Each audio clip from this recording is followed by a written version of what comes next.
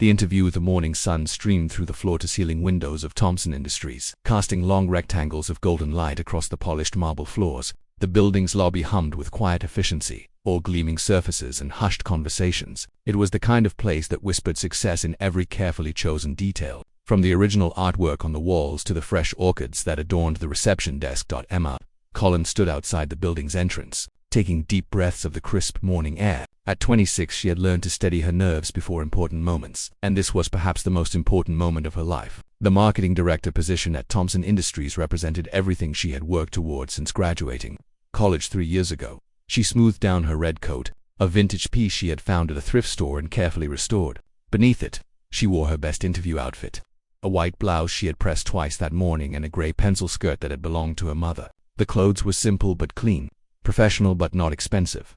Emma looked down at her feet and felt the familiar tightness in her chest. Her black dress shoes, the only pair she owned that was appropriate for such an interview, were barely holding together. The left sole had separated from the upper, creating a gap that she had tried desperately to hide with carefully applied black tape. But the tape was losing its battle against time, and where she had spent her last $20 on a folder and copies of her portfolio, new shoes would have to wait until after she hopefully got this job. The lobby doors opened with a soft whoosh, and Emma stepped inside. The marble beneath her feet was so polished it reflected everything like a mirror. She could see other candidates scattered throughout the waiting area, 32 other hopefuls who had made it to the final round of interviews. They looked exactly like what Emma had expected. Immaculate suits that probably cost more than her monthly rent, leather briefcases that gleamed under the recessed lighting, shoes that had never known the inside of a discount store, hair that spoke of expensive salons and morning appointments with personal stylists. Emma approached the reception desk, where a woman with a kind smile checked her name off a list. Emma Collins for the marketing director position, Emma said, proud that her voice came out steady and clear. Wonderful. Please take a seat in the waiting area. Mr. Thompson will begin interviews shortly. As Emma walked toward the seating area, she became acutely aware of every step she took. The separation in her left shoe created a small, shuffling sound against the marble, barely audible but impossible for her to ignore. She chose a seat in the back corner, hoping to draw as little attention to herself as possible. The other candidates chatted in small groups, their conversations filled with references to previous positions at prestigious companies, advanced degrees from Ivy League schools, and networking connections that opened doors before they even knew they wanted to walk through them. Emma opened her portfolio and reviewed her work one more time. Her designs were good.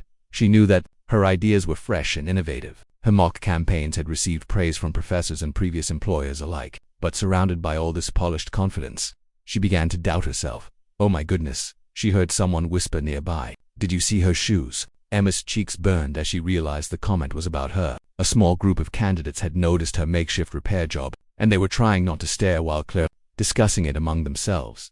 I can't believe someone would show up to an interview like this, looking like that, another voice murmured. Maybe she got lost on her way to a different kind of interview, came a third voice, followed by poorly suppressed laughter. Emma kept her eyes fixed on her portfolio, but the words hit her like physical blows. She had worked so hard to get here. 3 years of taking on freelance projects while working nights at a diner to pay rent, countless hours perfecting her skills, building a portfolio that she believed could compete with anyone's. But in this moment, surrounded by whispered judgment and barely concealed mockery, she felt smaller than she had ever felt in her life.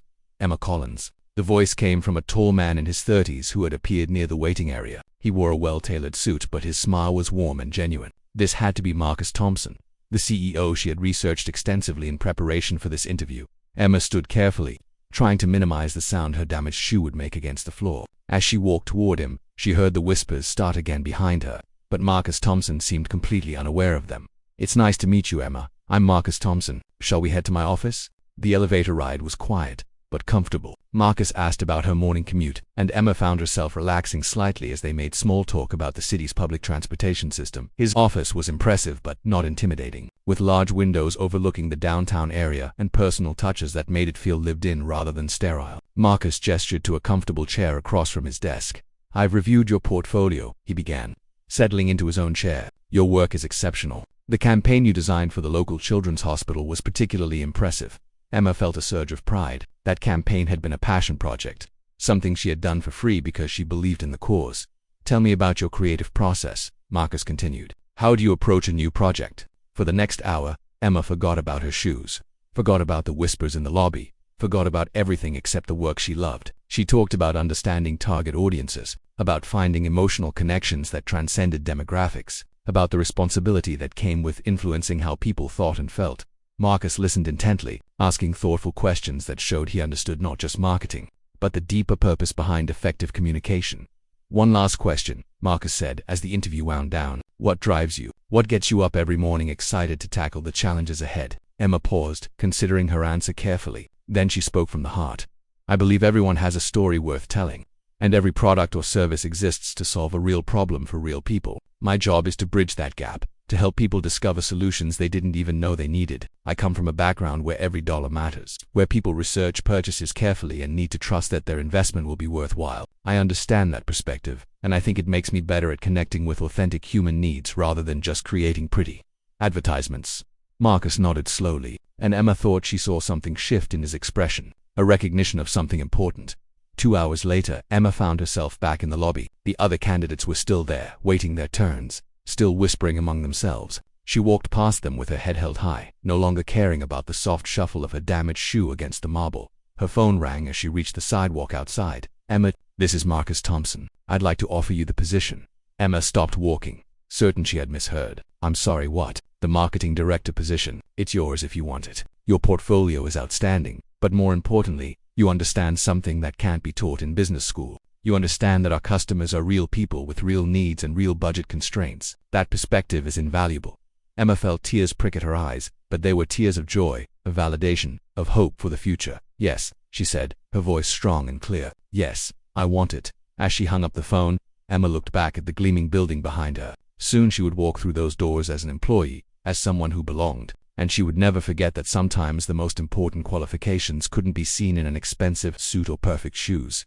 Sometimes, they lived in the heart of someone brave enough to show up exactly as they were.